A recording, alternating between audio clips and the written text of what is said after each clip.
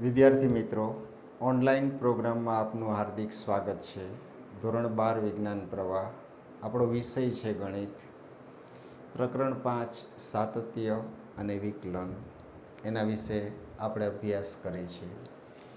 અગાઉના પીરિયડમાં આપણે સાતત્ય ઉપર આધારિત કેટલાક પ્રશ્નો સોલ્વ કર્યા કે આપેલું વિધેય છે એ કોઈ કિંમત x બરાબર a આગળ સતત છે કે અસતત છે એના વિશે સમજ્યા, એના પ્રશ્ન આપણે ઉકેલ્યા.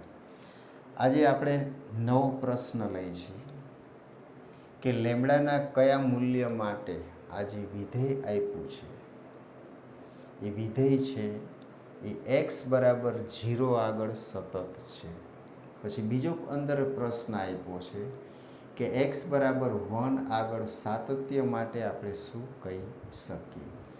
સૌ પ્રથમ વિધેય આપ્યું છે આપણને fx બરાબર આ બે રીતે બે પ્રકારના સૂત્રમાં વિધેયને આપેલું છે. એક્સનું મૂલ્ય લેસ ધેન ઇક્વલ ટુ 0 હોય તો fxનું મૂલ્ય આપણે આ રીતે ગણીએ છીએ, અને એક્સ ગ્રેટર ધેન 0 આપ્યું હોય તો fxનું મૂલ્ય આ રીતે ગણીએ છીએ. સૌ પ્રથમ વાત કરીએ આપણે x બરાબર 0 આગળ સતત છે કે નહીં. જો 0 આગળ સતત છે એ ચકાસણી કરવી હોય તો આપણે 0થી ડાબી બાજુનું લક્ષ, 0થી જમણી બાજુનું લક્ષ, આ બે કિંમત જો સમાન આવે તો 0 આગળ વિધેયનું મૂલ્ય એની આપણે ચકાસણી કરી છે. તો સૌ પ્રથમ 0થી ડાબી બાજુનું લક્ષ લઈ તો લિમિટ x ટેન્સ ટુ 0, આ ડાબી બાજુથી લક્ષ લીધું છે fx. 0થી ડાબી બાજુ લઈ ત્યારે એક્સનું મૂલ્ય 0થી નાનું હોય તો આપણે fxનું મૂલ્ય આપણે આ રીતે લખી શકીએ છીએ. પછી આમાં લિમિટ મૂકી, એક્સની જગ્યાએ 0 મૂકી તો ગણતરી કરતાં 0થી ડાબી બાજુનું લક્ષ આપણને શું મળે છે? 0 મળે છે. 0થી જમણી બાજુનું લક્ષ લઈ તો એક્સનું મૂલ્ય 0થી મોટું આવે છે તો fxનું મૂલ્ય 4x વત્તા 1 લઈ એક્સની કિંમત 0 મૂકી લક્ષ શોધ્યું તો જમણી બાજુનું લક્ષ આપણને 1 મળે છે. આનો અર્થ એમ થાય કે લેમ્બડાની તમે ગમે તે કિંમત લ્યો, ગમે તે વાસ્તવિક કિંમત લેમ્બડા તરીકે હોય તો અહીંયા આપણને ડાબી બાજુનું લક્ષ અને જમણી બાજુના લક્ષ કેવા મળે છે? જુદા જુદા. તો આપણે કહી શકીએ કે બધી જ વાસ્તવિક સંખ્યાઓ માટે લેમ્બડા માટે f છે એ x બરાબર 0 આગળ સતત નથી.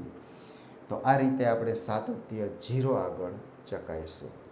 હવે બીજો પ્રશ્ન એ છે કે x બરાબર 1 આગળ સાતત્ય માટે શું કહી શકાય. તો આપણે 1 આગળનું લક્ષ જોઈ. હવે જો x બરાબર 1 છે ને એ 0 કરતાં મોટી કિંમત છે તો 1થી ડાબી બાજુનું લક્ષ લ્યો એટલે એક્સનું મૂલ્ય 1ની નજીક અને નાનું લ્યો તો પણ એક્સનું મૂલ્ય આપણને ધન જ મળશે. તો આપણે અહીંયા ડાબું લક્ષ અને જમણું લક્ષ બે ભેગી ગણતરી કરી એટલે limit x tense two 1 fx.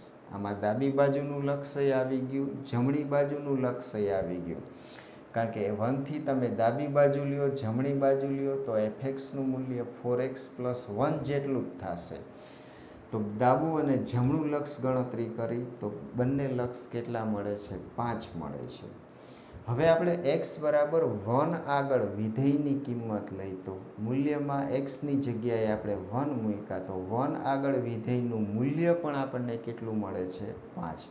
આનો અર્થ એમ થાય કે તમે લેમ્બડા ગમે એ કિંમત મૂકો, 1થી ડાબું લક્ષ, જમણું લક્ષ અને 1 આગળ વિધેયની કિંમત, આ કિંમતો કેવી મળે છે? સમાન મળે છે.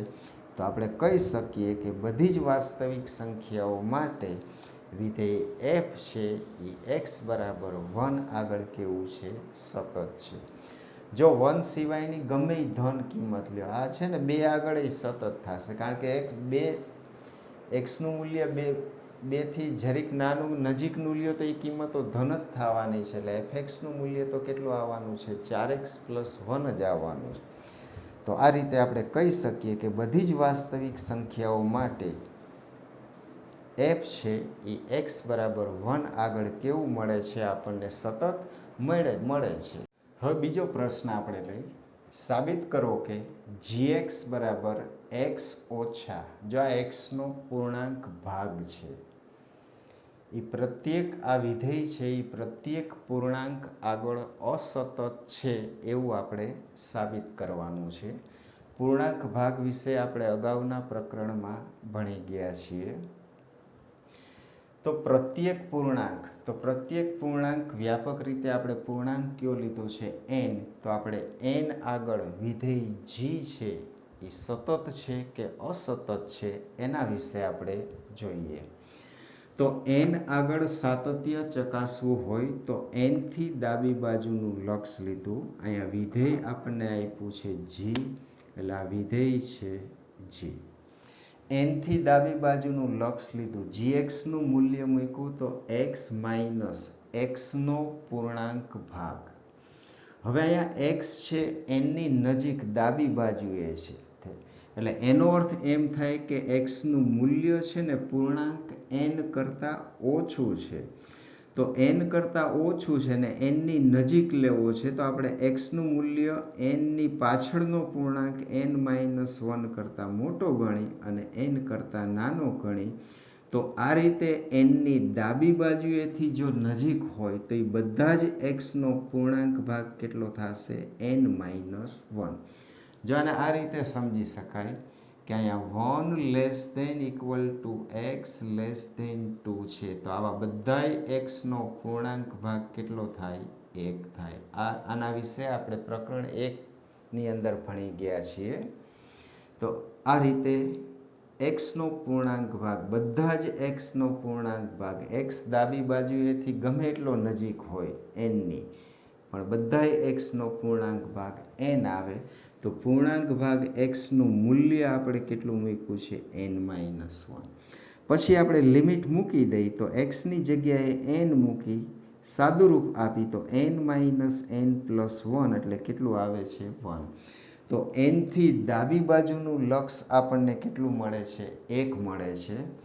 હવે n થી જમણી બાજુનું લક્ષ શોધી.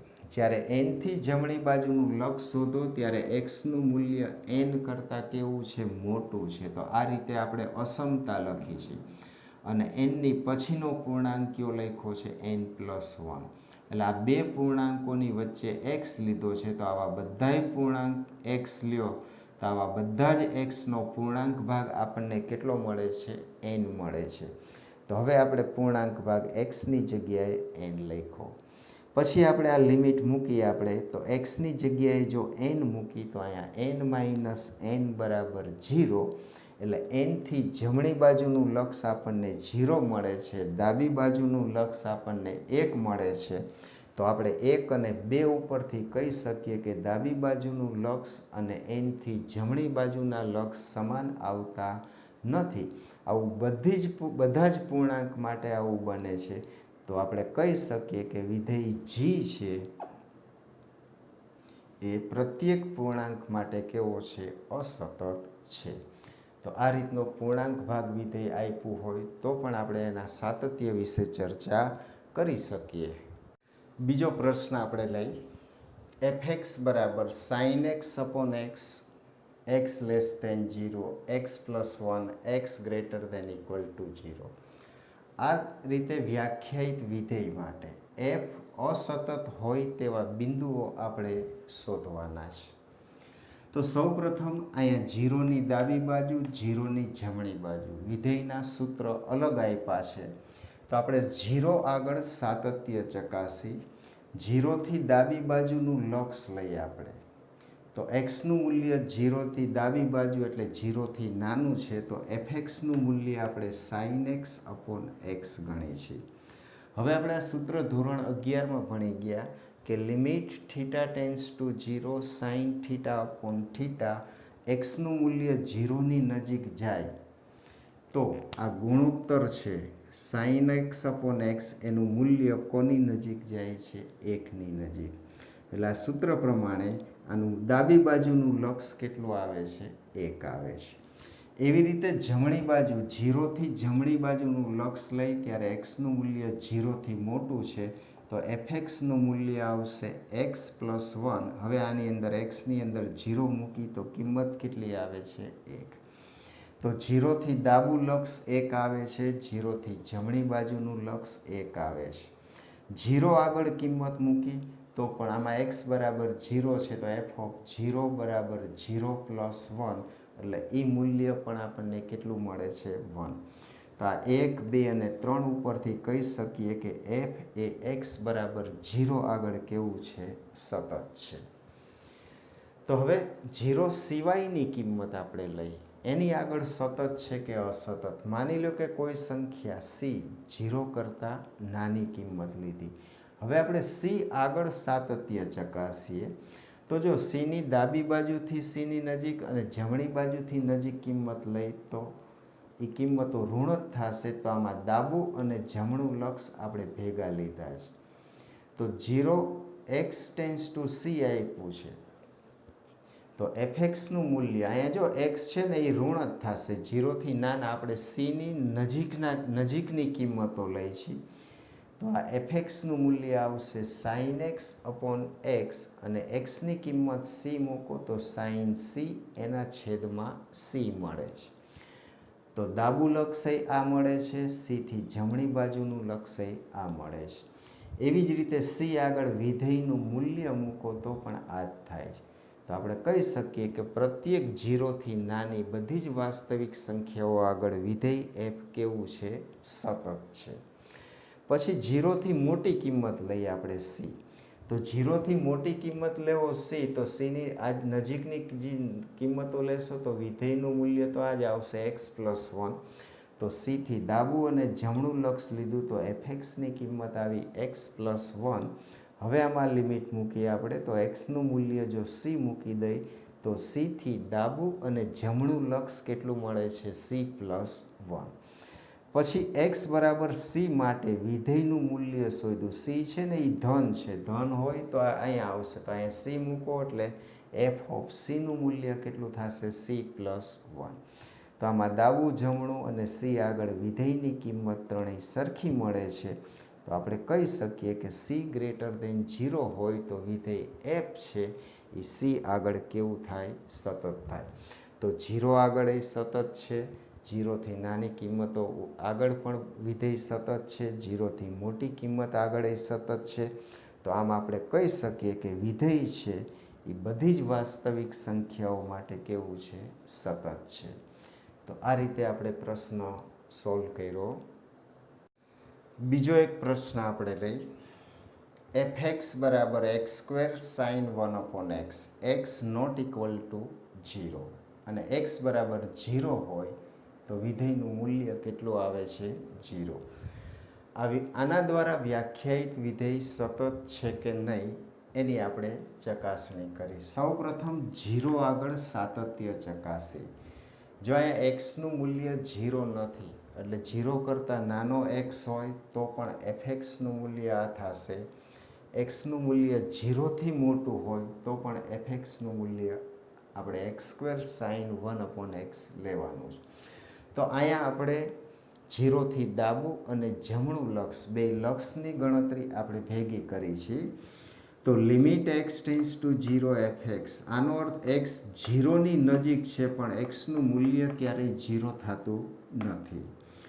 એફએક્સનું મૂલ્ય મૂકીએ આપણે તો આ રીતે મળે. હવે આપણે આની ગણતરી કરવી છે. જો અહીંયા સાઇન 1 અપોન એક્સ છે, આપણે 11મા ધોરણમાં ભણી ગયા કે limit theta tends to 0 sine theta upon theta. જો થીટા એ 0ની નજીક જાય તો આ ગુણોત્તર છે એ કોની નજીક જાય છે? 1ની નજીક જાય છે. તો અહીંયા આપણે આની ગણતરી કરી. હવે અહીંયા વિધેય તરીકે સાઇન આવે છે, તો આપણને ખબર છે કે સાઇન થીટા આપ્યું હોય આ રીતે આપણે આમ લખી શકીએ કે -1 less than equal to sine theta. આ બધી જ થીટા માટે, બધી જ વાસ્તવિક થીટા માટે આ અસમતા કેવી છે? સાચી છે. અહીંયા થીટાની જગ્યાએ 1 અપોન એક્સ આપ્યા, તો સાઇન 1 અપોન એક્સનું મૂલ્ય હંમેશા -1 અને 1ની વચ્ચે આવે. પછી આમાં એક્સ સ્ક્વેર ગુણાકારમાં છે, એટલે એક્સ છે એ એક્સ સ્ક્વેર એ ધન કિંમત થશે તો અસમતાના બધા જ પદને આપણે એક્સ સ્ક્વેર વડે ગુણી નાખ્યા. પછી લિમિટ મૂકી દીધી 3 પદ ઉપર. તો લિમિટ મૂકતા આપણને આ રીતે મળે છે. હવે એક્સ સ્ક્વેર છે, હવે લિમિટ મૂકો તો એક્સની જગ્યાએ 0 મૂકો તો આ 0 આવશે. આ પદ એમના અહીંયા 0 મૂકો તો આમ આવશે. તો આ જે કિંમત છે એ ગ્રેટર ધેન ઇક્વલ ટુ 0 છે અને લેસ ધેન ઇક્વલ ટુ 0 છે. તો આનો અર્થ એમ થાય કે આ જે કિંમત આપી છે એનું મૂલ્ય કેટલું થાય? 0 થાય. તો આ રીતે આપણે 0 થી ડાબી બાજુનું લક્ષ અને 0 થી જમણી બાજુનું લક્ષ એના મૂલ્ય કેટલા મળે છે? 0 મળે છે. પછી x બરાબર 0 માટે વિધેયનું મૂલ્ય અહીં 0 મૂકો તો આ 0 આવશે. અહીં 0 મૂકી દો એટલે f ઓફ 0 બરાબર 0. તો વિધેય 0 આગળ વિધેયનું મૂલ્ય, ડાબી બાજુનું લક્ષ, 0 થી જમણી બાજુનું લક્ષ સમાન મળે છે. તો આપણે કહી શકીએ કે વિધેય f છે એ x બરાબર 0 આગળ કેવું છે? સતત છે. જો 0 સિવાયની વાત કરીએ તો 0 સિવાયની કિંમત લઈ તો fx તરીકે આ લેવાય. હવે સાઇન વિધેય છે, જો આ યાદ રાખવાનું, બધા જ ત્રિકોણમિતીય વિધેય એના પ્રદેશમાં કેવા છે? સતત છે. આ બહુપદી વિધેય આવે છે એક્સ સ્ક્વેર. આપણે 11મા ધોરણમાં વિધેયના પ્રકાર ભણી ગયા. બહુપદી વિધેય પણ કેવા છે? સતત છે. તો બે સતત વિધેયોનો સરવાળો પણ સતત થાય, બે સતત વિધેયોનો ગુણાકાર પણ સતત થાય, બાદબાકી પણ સતત થાય અને એનો ભાગાકાર પણ છે એ કેવો થાય છે? સતત થાય. તો આ ત્રિકોણમિતીય વિધેય છે, આ બહુપદી વિધેય છે. બહુપદી એક્સ સ્ક્વેર પણ સતત છે, સાઇન થીટા પણ સતત છે. તો એક્સ સ્ક્વેર અને સાઇન થીટાનો ગુણાકારથી જે નવું વિધેય મળે એ વિધેય પણ કેવું થાય? સતત થાય. તો આ રીતે આપણે આ પ્રશ્ન સોલ્વ કરીએ છીએ.